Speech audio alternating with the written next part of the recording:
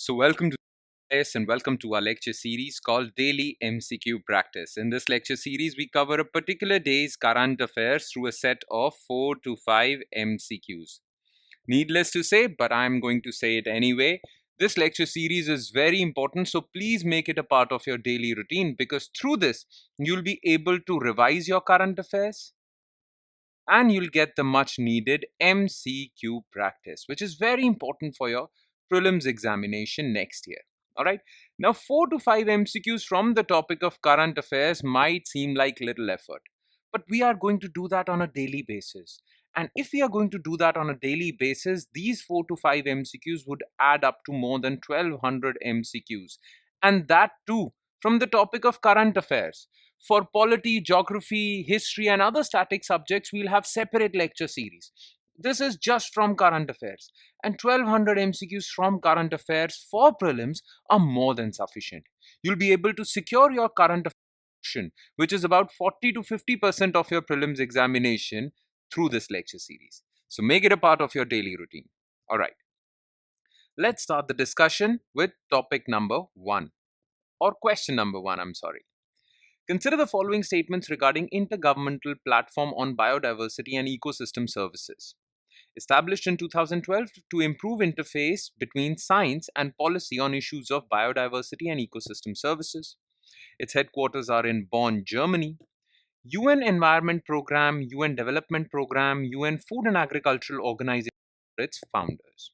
Okay, so look, you must have heard about an organization called IPCC, Intergovernmental Panel on Climate Change. Now, it is a scientific panel that gives scientific data to policymakers. Which policymakers? Policymakers who make policies, international policies on climate change, right? So, these are your UNFCCC COPs.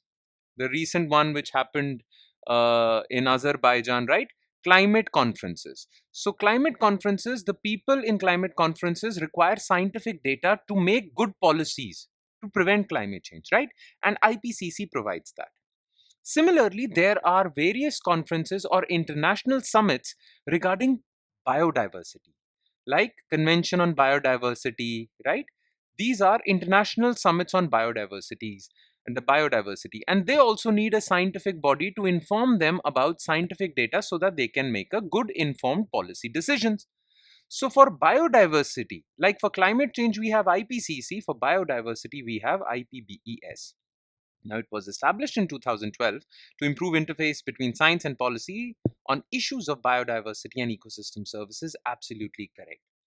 Now, it was created by these three organizations: UNEP, okay, UNDP, and United Nations Food and Agricultural Organization. Okay, and they established it in 2012 with its headquarters in Bonn, Germany. So both these all three statements are correct. C. All right. Question number 2. Which of the following statements is are correct regarding Developing Aid Organization? It is an organization for economic cooperation among select developing countries established in 1996. Okay. Its headquarters are in Cairo, Egypt, and both Pakistan and India are its members. Okay. Recently, Azerbaijan was added as the newest member of this organization. Now, look, recently Pakistan and Bangladesh met on the sidelines of D8 summit. Okay. Now, D8 summit is the annual summit of D8 organization. Okay. Now, D8 organization is an organization of 8 countries. Okay. And these 8 countries are developing countries and they form this organization for economic cooperation. Now, it has many members, like Turkey is its member. Okay. Egypt is its member. Pakistan, Bangladesh are its members. Okay. Nigeria is its member. All right, so it has a total of 8 members.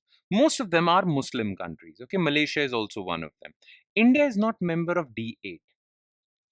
Pakistan and Bangladesh are, but India isn't.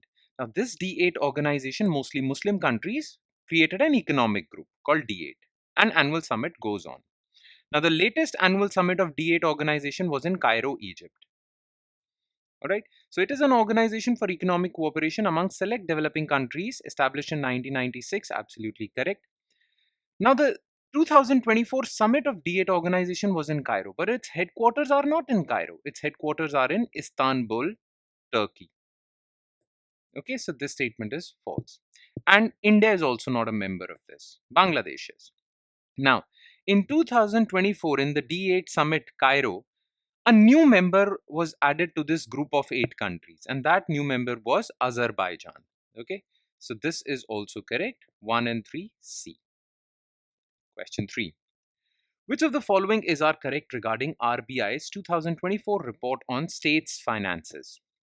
Since 2020-21, states have improved capital expenditure as a share of total expenditure. Okay, states have seen a sharp increase in subsidy expenditure and contingent liabilities. Okay, states' fiscal deficit and debt to GDP ratio has worsened in the last 3 years. Now look, RBI every year comes out with a report, and that report talks about the condition or financial condition of all the state governments, right? The title of that report is State Finances. Now, in 2024, RBI came out with a report, and RBI actually released some good news with respect to state finances and some bad news. Okay. Now, what were the good news items? So, number one, look, during lockdown, state's financial position was in a terrible state. It was in a terrible state. Their fiscal deficit had skyrocketed during lockdowns. Their debt to GDP ratio skyrocketed, right? But since then, since lockdown, since 2020-21, their fiscal deficit has declined. Their debt to GDP ratio has declined. So this is good news. The other good news is that generally expenditure is of two types. Okay, all the governments incur this expenditure. One is capital expenditure.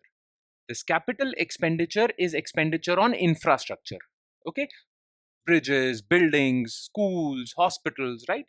Now, capital expenditure is good expenditure because in the long term, capital expenditure is going to boost the economy of that state. But there is some bad expenditure also, and that is revenue expenditure. This includes subsidies, salaries, pensions, and all the other things, right? Now, every state government or every government wants to reduce its revenue expenditure and increase its capital expenditure because revenue expenditure is waste and capital expenditure is boosting your growth in the long term, right? So if a government in its budget increases capital expenditure as a share of total expenditure, well, that government is thinking long term and thinking about the economy, growth boosting economic prospects of that state. Now, the good news is that states capex, capital expenditure, as a share of total expenditure also increased. That means states were allocating more budget for capital expenditure infrastructure projects. Now, these are the two good news that RBI has pointed out. But RBI has pointed out many red flags also. One red flag is that the power companies, power companies, electricity companies that are owned by state governments are incurring severe losses.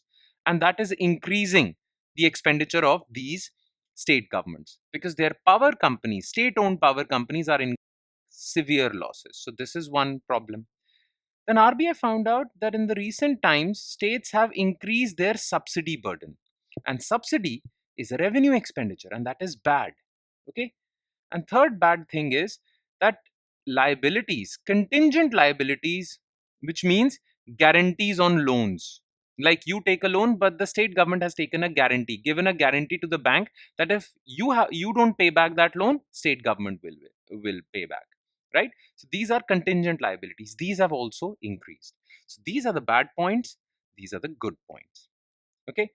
So since 2020-21, states have improved capital expenditure. Absolutely correct. States have seen a sharp increase in subsidy expenditure and contingent liabilities. Absolutely correct. All right. States' fiscal deficit and debt to GDP ratio has worsened. No, it has improved in the last 3 years. Okay. These were the good points. Okay. So this is false. 1 and 2 only. All right. And last, Which of the following statements are correct regarding Indo-Sri Lanka relationship? India is not happy with the implementation of 13th Amendment to Sri Lankan Constitution. India is concerned about the political rights of minority Tamil community in Sri Lanka. India and Maldives are the only countries with which Sri Lanka shares a maritime border with. All right. Now look, the thing is that Sri Lanka has a majority community and a minority community. The majority community in Sri Lanka is called the Sinhalese. Okay, Sinhalese Buddhist community. And the minority community is the Tamil community. Okay, Tamil community is mostly found in north and east of the Sri Lankan island. Okay, but majority of Sri Lankans are Sinhalese. Now, Tamils have long held this grudge that the majority community is suppressing the rights of minority community. Tamils have been suffering at the hands of majority Sinhalese community because in 1960s Sinhalese was declared as the national language without any regard for Tamil. Then many other steps were taken to basically suppress the rights of minority Tamil community. So India and Sri Lanka had this problem because one of the biggest states of India, Tamil Nadu, has Tamils. So India is naturally a party to this dispute. So therefore, India and Sri Lanka concluded an agreement in 1987, okay, which is known as the Indo-Sri Lanka Accord. Now, under that accord, Sri Lanka amended its constitution and passed the 13th amendment. Now, under 13th amendment, states where or provinces where Tamils were in a majority, like North and East, would get more political powers. That was part of 13th amendment. Then, along with Sinhalese, Tamil would be declared as national language. So they'll have two national languages with English as the link language, link between the two. Okay, so 13th amendment basically strive to give more rights to the minority Tamil community concentrated in north and east of the Sri Lankan peninsula. But then soon a civil war like situation broke out before this amendment could be implemented. And since then, throughout the 90s, Sri Lanka was in a state of civil war between the radical Tamil groups, LTTE and Sinhalese. Okay, now peace has prevailed in Sri Lanka. Now, India has been asking Sri Lanka to implement the 13th amendment, but it has not been implemented still. Okay, so India is not happy with the implementation, the non-implementation of 13th amendment because India wants 13th amendment to be implemented. 13th amendment is something that will give more rights to Tamils. So India is not happy, that's true, but it is not happy with the non-implementation of 13th amendment. Okay, India is concerned about political rights of minority Tamil community, absolutely correct. And as far as geography of Sri Lanka is concerned, Sri Lanka is an island country. So it doesn't share land border. Okay, it does not share land border with any country, but it shares maritime border with two countries. One is that is Park Strait.